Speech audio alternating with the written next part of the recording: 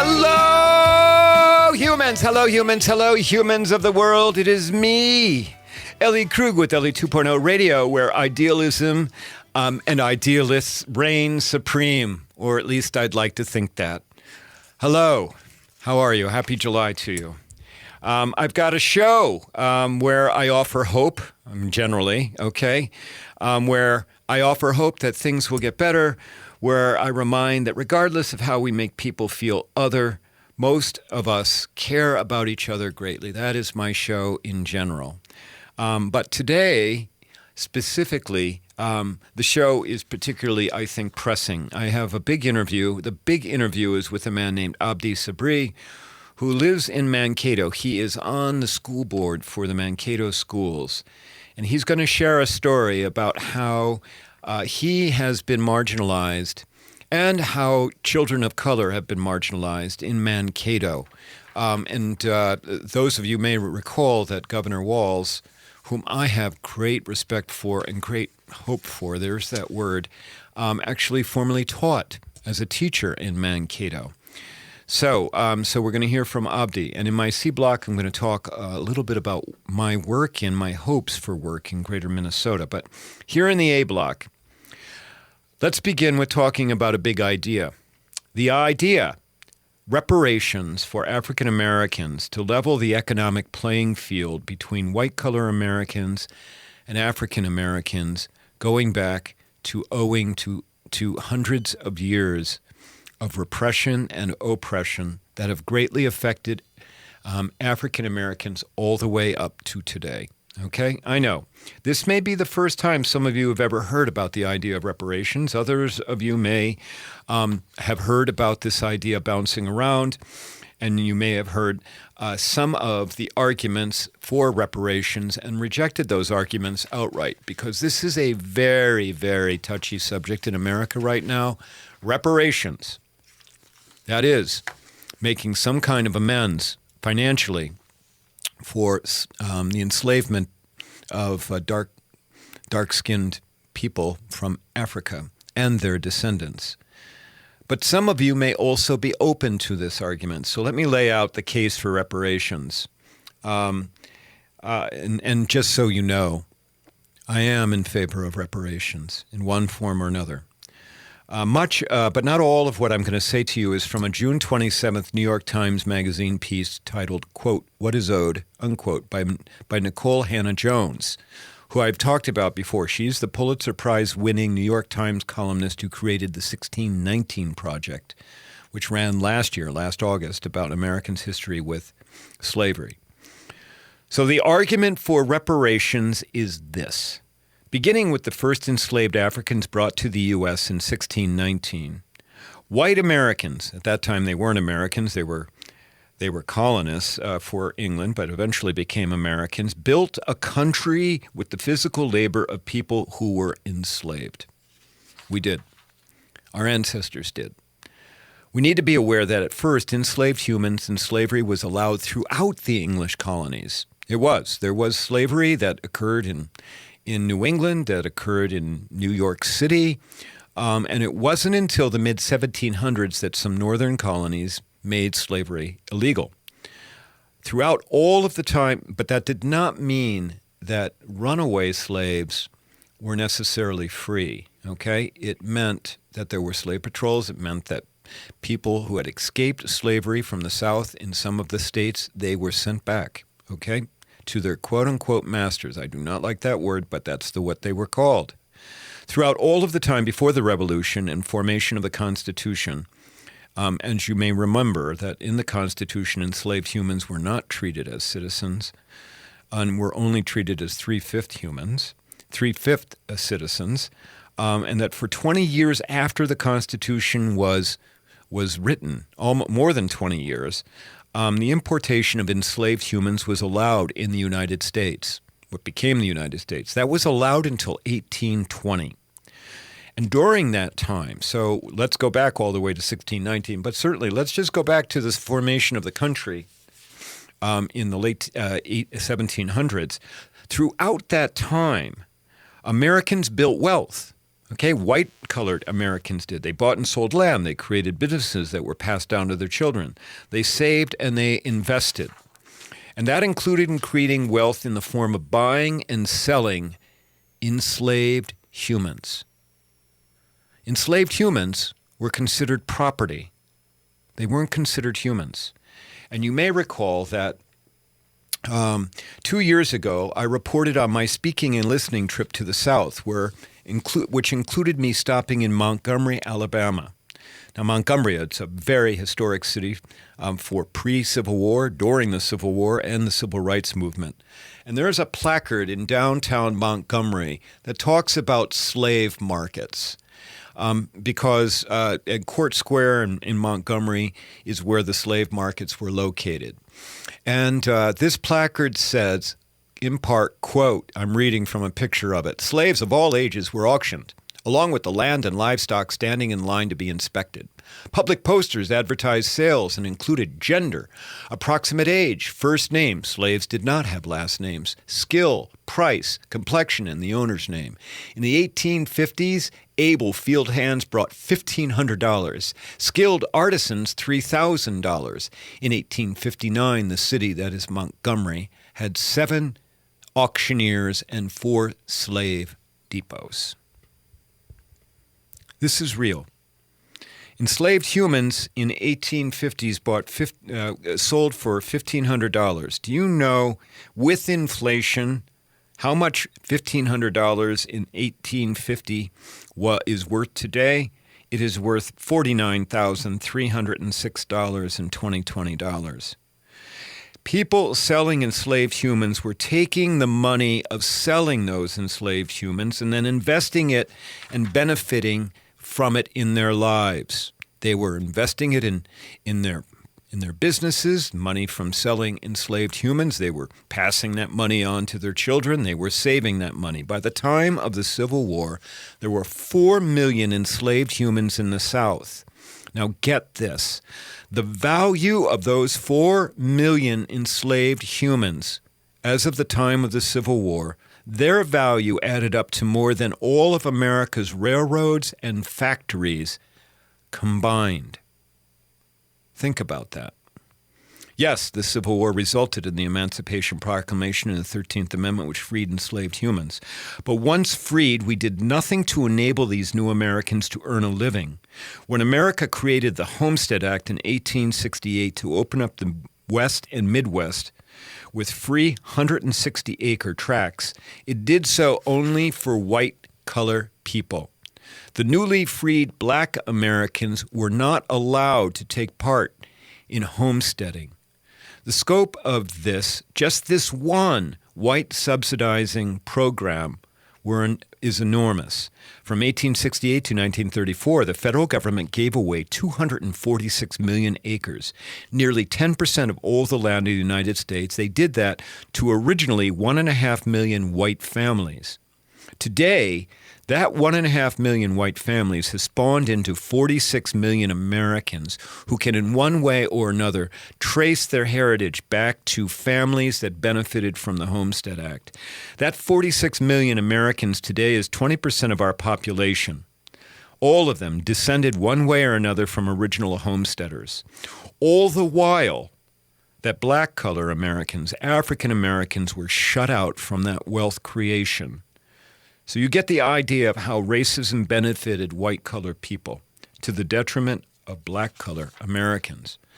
Now, out of that has come the talk about reparations. And I'm out of time to talk about how that would be paid out. You know, it could be cash from the federal government, college scholarships, or other mechanisms. Maybe that's time for another talk.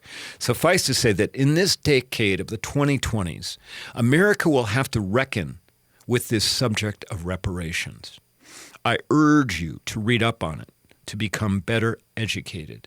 But most importantly, I ask you not to fear it, not to be afraid of the subject of reparations, not to resent it, and certainly not to be shamed by it. I'm not here to shame any of you. I hope that you can detect that certainly from the inflections in my voice. this hard part, this talking about reparations, about helping to give African Americans the ability to accumulate some wealth which was taken away from them, which they were prevented from acquiring. This is the hard work of dealing with structural racism. And part of this is the hard work of being an idealist, wanting to make lasting, positive change for America. Yeah. Yep. I'm going to continue to bring you the tough topics. I am, because that's what an idealist does. Okay, if you like what you hear, visit my website at elliekrug.com. Follow me on Twitter at Ellie Krug on Twitter. And email me at elliejkrug@gmail.com. We'll be back for the big interview in a second. This is Ellie Krug from Ellie 2.0 Radio on Mondays from 7 to 8 a.m. Many listeners know that I founded Human Inspiration Works, LLC, which trains on human inclusivity and on how to be welcoming to diverse humans.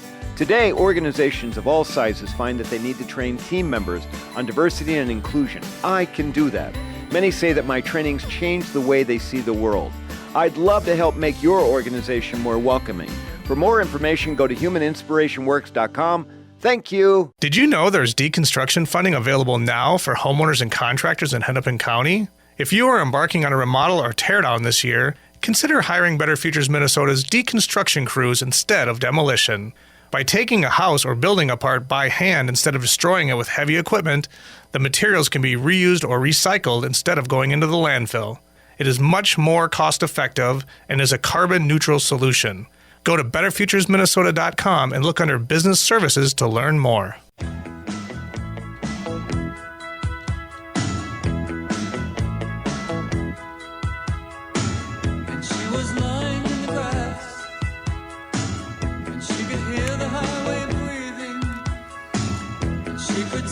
And we're back on AM 950, Ellie 2.0 Radio, with me, Ellie Krug.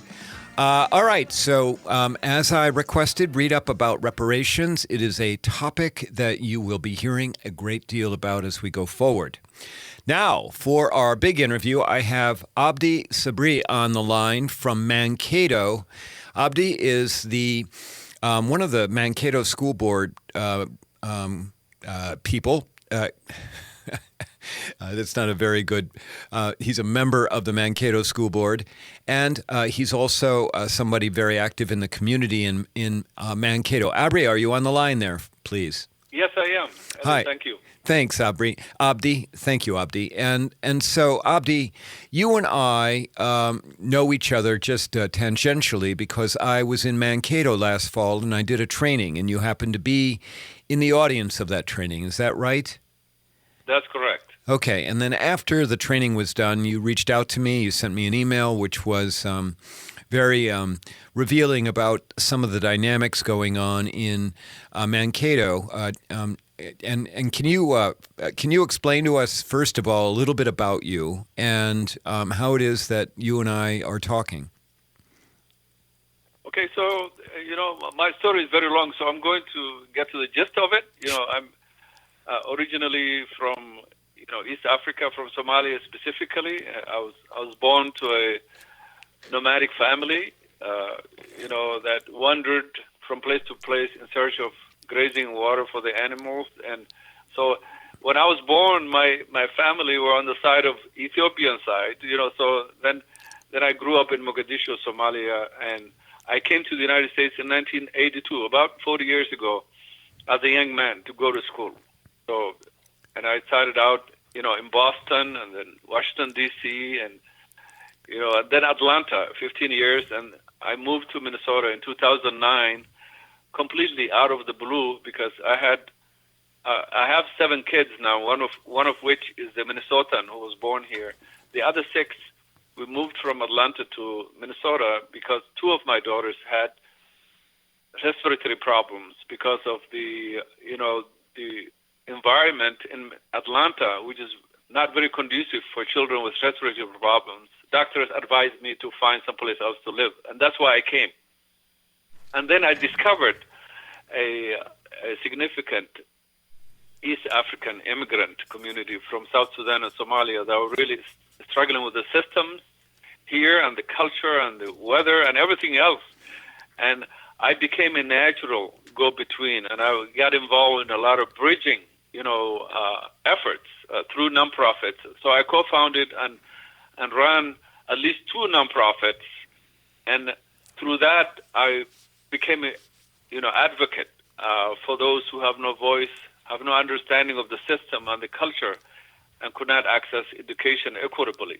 And that's the background. And the talk that you gave, that you and I met, was for the legal community. And I'm on the board of Southern Minnesota Regional Legal Services, the legal aid that serves about over 20 counties.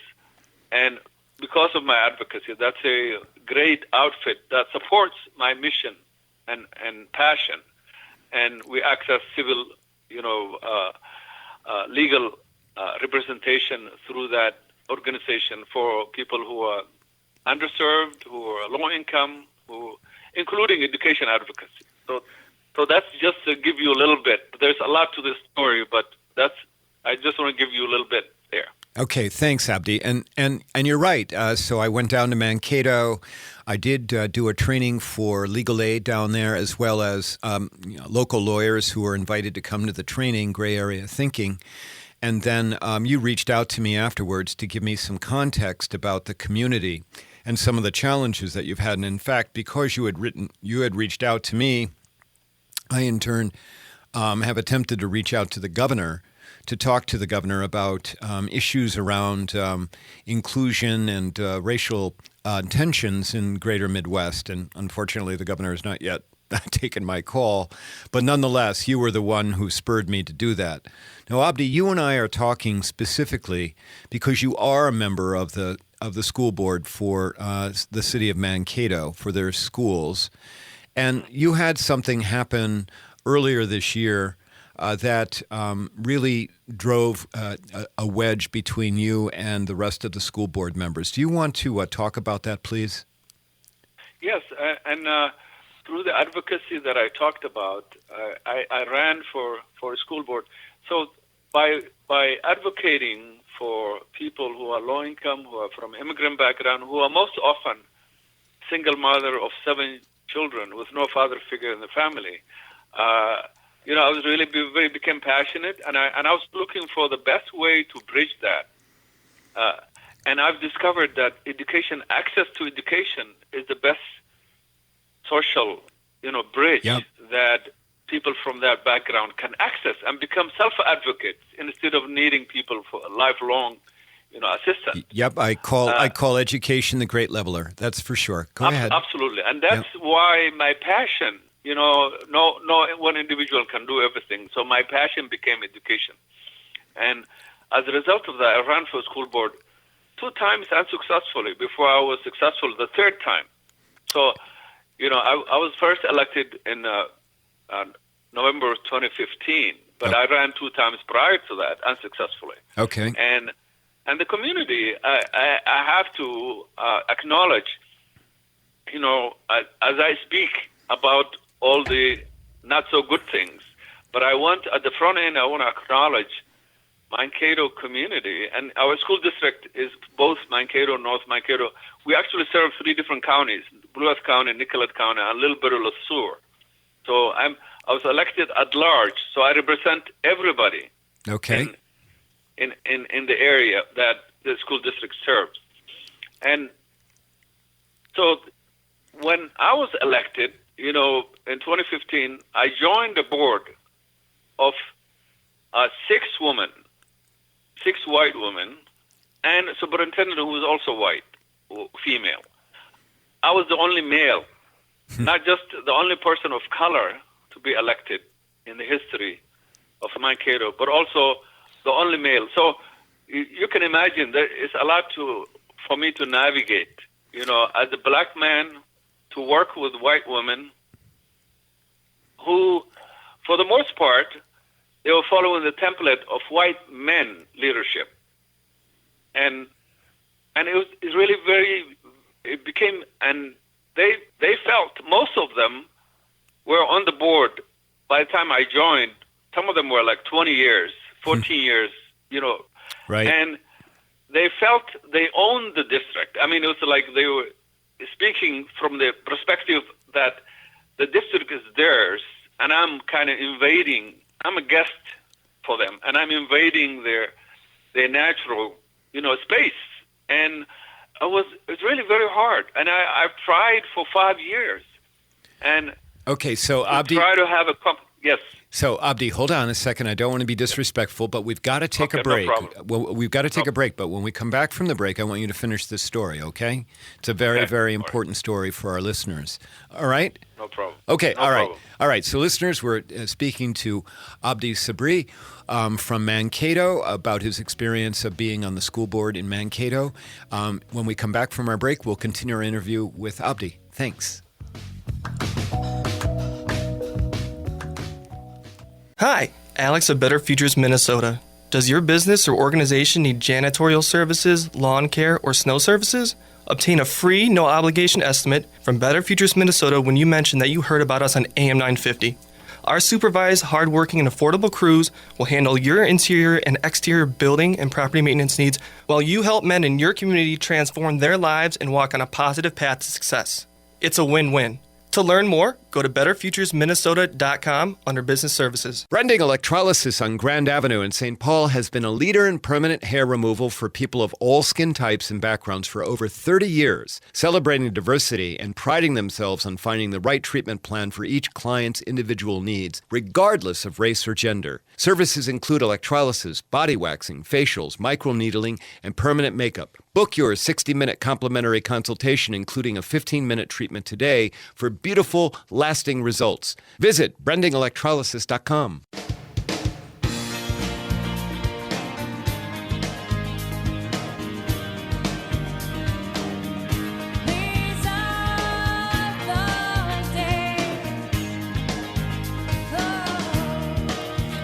And we're back on AM 950, Ellie 2.0 radio.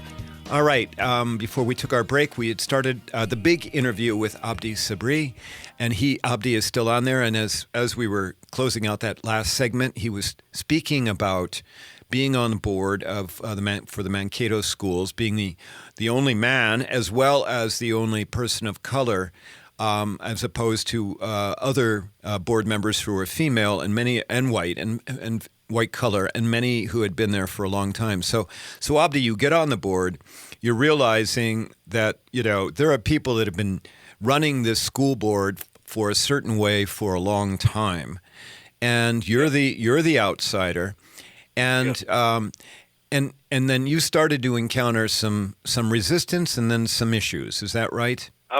Absolutely. Essentially, the board chair at the time, who was also a female, told me, shut up, sit down, and learn, basically, in a very disrespectful fashion. I mean, in no uncertain terms. And, yep. And I did respond to that in a gracious manner and a very respectful manner because, I'm a black man talking to a white female, so in power, in a position of power. So from that point on, I tried to find inroads and common ground, but my colleagues were always busy trying to find ways to exclude me in the governance, and the boards by design, majority rules. So I put up with that, because I got there to. It's not a job or profession. I was there to, try to find voice for people who have no voice, and I want to make it clear, I'm not a person that advocates for people of color only. Our public education, excludes students with disability, low income, yep. students of color, English language learners. All those categories are same, outcomes. That is less than. Right. And those are the groups of students that I advocated for. And at the end, so when I got on the board, my profile was very high in the community. Somehow my colleagues found that to be intimidating, and they even told me I should not be speaking publicly at gatherings and should not do anything. I should bring down my profile, and I said that's not something I will do, and I can do both. I could be a high profile and an active member of the community, and also be effective as a school board member. And this culminated at the end that they have somehow portrayed the profile of the board as a photo that we all together, and the board chair and the superintendent did whatever they wanted to do. So nobody else has a voice. And I resisted. I said, let's have a conversation how we identify our profile. Hold on. To the public. Yeah, hold on, Abdi. I just want to set the stage a little bit better, okay? So, as school boards are, they're going to issue a public photo of all the school board members, right? Yes. Okay, and then, and you wanted to have a conversation about how that photo, was taken and how the board members were portrayed. Do I have that right? Absolutely. Okay, and then what happened? So they set up a meeting for the photo session, and the time didn't work for me. And I responded, no, that time doesn't work for me. So then I was not even given a second option or alternative time. They went ahead and took the photo and then put it on the website. And I said, I spoke to the superintendent. By now, we have another superintendent who happens to be a male superintendent, who's really a great guy, But I talked to him and I said, this photo cannot go up. I'm equally, elected as the rest of the board, and I'm not in there, so it should not. But it went ahead anyway and put the photo up because of the pressure from the rest of the board members. Hold on. Okay, so again, I'm interrupting you, I know, but I'm just trying to, That's okay. Okay, thank you. Thanks for letting me do that. So I've got this right. So you've got a white male superintendent now at that time when the photo was taken. It's the same person today. And then you've got still an all-white rest of Mankato School Board, several other members, right? Yes. And they want to take a photo. You hey, I can't make it at the time, which is very. I mean, I've been to a lot of photo shoots, and it's a lot about juggling people's schedules, and they're like, well, too bad, we're going to go take the photo. They took it without you, and then they put the photo up on the website for the school district. Is that right? Yes. With all white people, white colored people, Absolutely. Without you, Absolutely. a board member who'd been a part of the board for several years at that point. Do I have all of that right? 4 years already. And I had a meeting with the board chair, who's now a male, who came in 2 years ago, male superintendent, male board member, who became the chair because he's a white male. He didn't even have the experience that I have. I have 2 years senior to him. And so I had a meeting with him, and I said, "You cannot. This board, this photo should come down because I'm not in there." And then I had a meeting with him and the superintendent, and I said the same thing. And none of that was taken to heart. So I just let it go, and then everything happened in our state. Yep. George Floyd was killed, unfortunately, and there were all these uprisings, pandemic, all these emotions, all these undercurrents of society came to the fore, and that really brought up all these things that I endured for the last 4.5 years in the board, and that culminated in me speaking my mind on Facebook posting and sharing how I feel about what happened to me and how it's connected to the system-wide inequity that exists in our society. And that's how it started. Okay, so you went on Facebook, you said, hey, listen, I'm really upset still about this photo. And then and then what happened?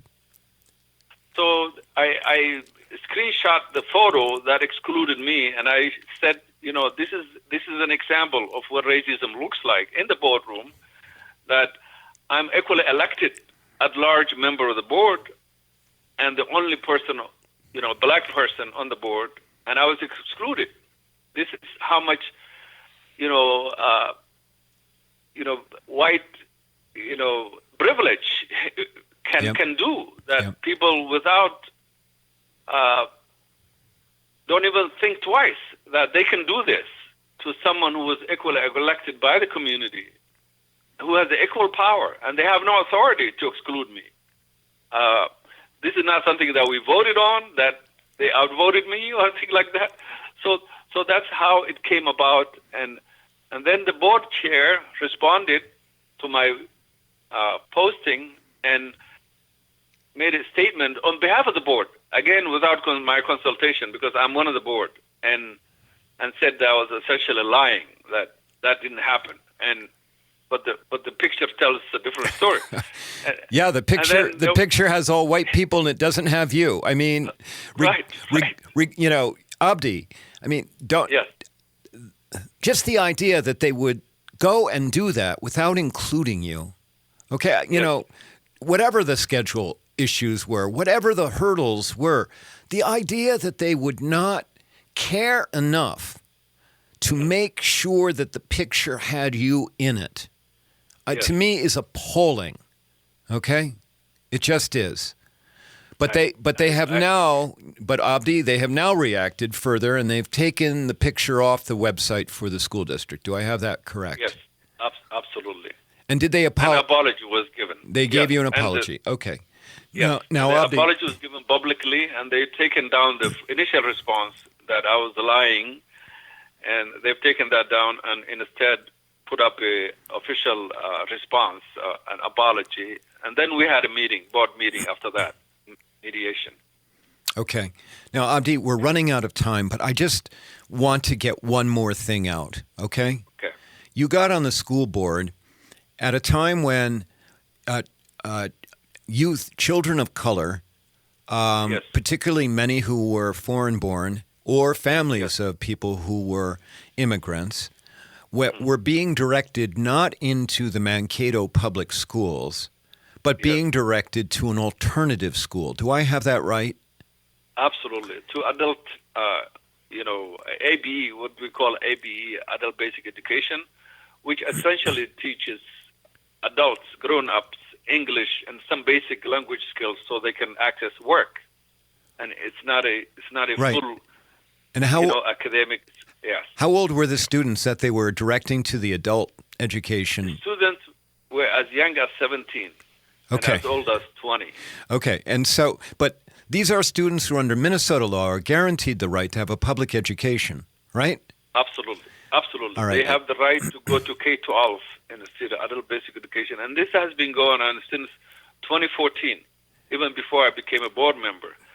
I've been pursuing,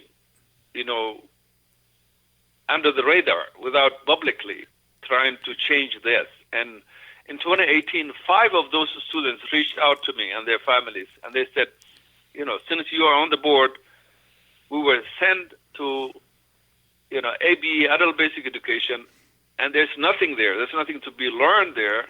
We want to pursue our education. One of the girls told me that she wants to become a doctor, and the only way she can do that is if she can finish her high school with her peers. Right. And get back to, and that really motivated me. And I've given all of them my business card as a school board member, and I told them, go back to your respective high schools, and if anybody tells you otherwise, I demand that you be seated in a classroom. And that's what they did. And they were seated in classrooms back into the high schools. And then I spoke to Legal Aid. They have a education advocacy section, and to make sure that they are supported, because as a board member, I cannot get involved in the day-to-day stuff. I wanted to stay out of the way, but at the same time, the students, I wanted them to have a support and advocacy within the school.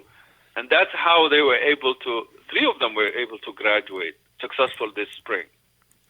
Right. And it's the whole idea that you've got a school district that is taking students who are not white and a board member who's not white. Yes. And marginalizing them, minimalizing them in a variety of ways. Right? Absolutely. And so, Abdi, go ahead. Go ahead. I'm sorry. Go ahead. No, I just want to tell you with that story about these 5 kids, before I send them back to the schools, I asked for a board study session. So first I had a one-on-one meeting with the superintendent, which is the former superintendent. And I said, you cannot do this. Please let these students come back to their schools. and she didn't do anything. And then I requested a board meeting, a study session, to talk about this topic. And through that, and I invited the families to come to the board meeting, and they have. And all the board, my colleagues wanted to do is attack me instead of resolving the issue. So that's at that point when I told them to go back to a high school. No one can legally tell you otherwise, that you should demand to be seated in your classrooms. And that's how the story ended successfully. Well, and then you also have legal aid behind the whole situation. Which Absolutely. So, Abdi, I'm so sorry, but we are out of time, okay? But I want you to know, I want you to know this, all right? I want you to know that I believe in you, okay? And I want you to know that if there's anything I can do ever to assist you or your community, the whole of Mankato, okay, and or parts of it, to get past the way that we other people and to make the community more inclusive, I'm here, okay? Just let me know. Well, thank you. Thank you very much, and thank you for all your advocacy that you do. And I hope that you are successful in connecting with the governor. And the governor is actually connected to my story more than you would think. He's from here. He used to teach in our school district at West High School. And he's a former teacher, geography teacher in West High School in Mankato.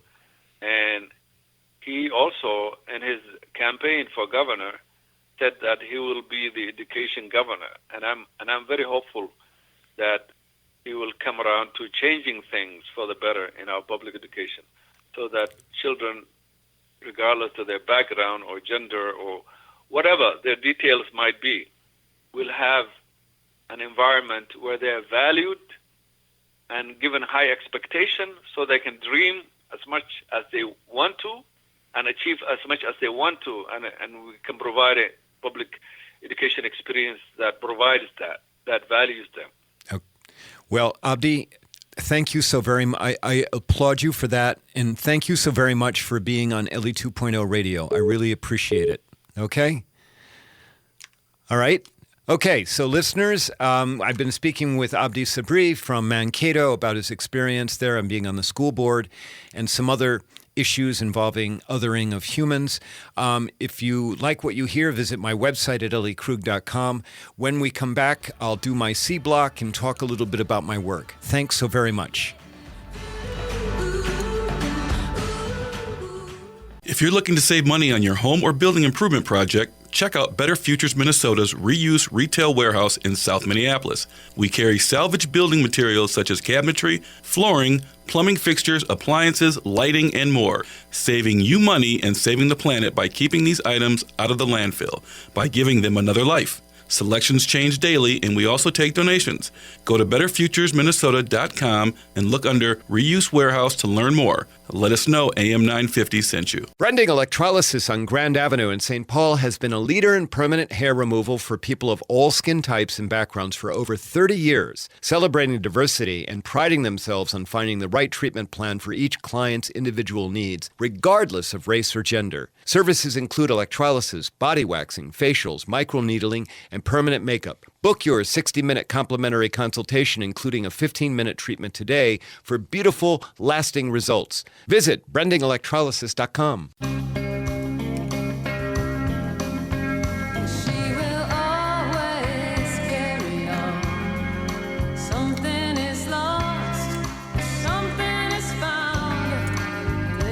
All right, we are back on AM 950 Ellie 2.0 Radio. So, you know what you can do? You can read up on what's going on in Mankato. I think that it's incredibly important. And for my C block, I really want to continue on this discussion about what's going on in greater Minnesota. Now, you know, broken record, Ellie here, but I want to go back to something I've talked about here before, and that is the idea of a Truth and Reconciliation Commission in Minnesota. We've never had one, and we need one now. And we need one not just for the Twin Cities, but we need it for the entire state of Minnesota, okay? Because as Abdi reminded us, people across Minnesota are being made to feel other because of their skin color, because of their disability status, or because of their socioeconomic status. I mean, and we need to have a conversation about why the skin color of white is favored over other skin colors. We just need to have that conversation now. I said that, and I had somebody like, Ellie, I don't think that. Okay, well, I know that not every white color person thinks that way, but I'm sorry, the broad majority of white color people, and they're not going to tell you they consciously favor white skin color. This is partly why structural racism is so hard for us to get past, okay? So here's... I've created this, 3-page plan for Minnesota to have a Truth and Reconciliation Commission. Go to my website, elliekrug.com. Go to the projects page, and you'll be able to download that plan. I've called upon repeatedly Governor Walz to adopt that plan, but, I'm just this really small human, and the odds of Governor Walz ever paying attention to Ellie Krug are darn small. Still, in the June 27th Star Tribune, remember this show is taped, there's a great story by John Reinan, R-E-I-N-A-N, of the Star Tribune, about what's happening in rural Minnesota around trying to deconstruct structural racism. Reinan's piece is titled, Can Rural Minnesotans Confront Racism? Again, in the June 27th Star Trib. The story begins with highlighting evangelical Lutheran pastor, it's a tough day, Ellie, for you to speak, highlighting evangelical Lutheran pastor Jeff Fitzcapis, who is the pastor of Trinity Lutheran Church in Montevideo, Minnesota, Montevideo, and who has been preaching to his small congregation about the need to take responsibility for structural racism. We just heard from Abdi about how structural racism is alive and well in Mankato. Reinan's piece goes on to highlight how the idea of what I call rugged individualism, that is the idea that, hey, I was able to make it through my hard work, why can't they, quotation marks around they, reflecting anybody who's not a white collar person. This idea prevails throughout greater Minnesota, prevails throughout the greater America as well. I can do it, why can't they do it? But the reality, of course, is that part of being a white-collar person means that you are able to get ahead in a variety of ways. If you're a white-collar person, your odds of getting a loan at lower interest rate are better, or you've got, the odds of getting into college with a college that's going to give you a better pedigree are better, or that there's wealth in your family. The odds that there is simply wealth, that, what that may mean is that your folks died, sorry about that, their house was paid off, and you and your sister get to split $150,000 in equity, which in turn you could give to your kids for college, or you could save for a rainy day, or you can invest in the stock market and then make some money off of that. That's what I'm talking about, wealth. Okay? And Reinan's piece documents how Pastor Jeff's good intentions notwithstanding, that some of his parishioners have yelled at him, yelled him down, and others have left his church because he's talking about the need to deconstruct structural racism in our country, particularly in greater Minnesota. And that is the price that some idealists pay. I mean, I'm going to actually try and get Pastor Jeff on this show. We'll see. But it's the price that idealists pay when they advocate, when they speak up, is that they get shouted down. We just heard that from Abdi about how fellow, other board members for Mankato School District, how they ignored him, or then they marginalized him, or they belittled him, okay? And so, I see this story about Pastor Jeff in Montevideo. Ellie, you're tripping over that word. You know where I'm talking about. I see this story about him. And, of course, what I want to do is now I want to go out there. I want to go to Montevideo. I want to go speak. I want to go train. I've actually reached out to Pastor Jeff, sent him an email yesterday and said, hey, I'd be willing to come and do it for free. Okay? I haven't heard back from him. I suspect, in light of the Star Tribune story, his inbox is pretty crowded right now. And I'm sure it's not crowded entirely with positive messages. But I hope that Pastor Jeff takes me up on my offer. As I always say, stay tuned. Finally, about me, business picking up. So things are getting better for me doing work online, in case you were just wondering. All right, we're out of time. We've been sailing through all kinds of stuff on this show. I hope that you found the show enlightening and enjoyable. Please email me at elliejkrug@gmail.com and let me know. I need to give a big thanks to our sponsors, Brending Electrolysis. Bev is back to work, so let her know that I sent you. And Better Futures Minnesota, my other sponsor. They give people a second chance. Many of those people are people of color other than the white color. Brett Johnson, always the best producer in the whole wide world. And to you, my listeners, you are the best listeners in the world. I really appreciate you. I appreciate that you tune in every week. Please tell others about my show. And of course, you can access it by podcast. All right, till next week, do me a favor. Go out. Be brave. Do good. Talk to you next week. Thanks.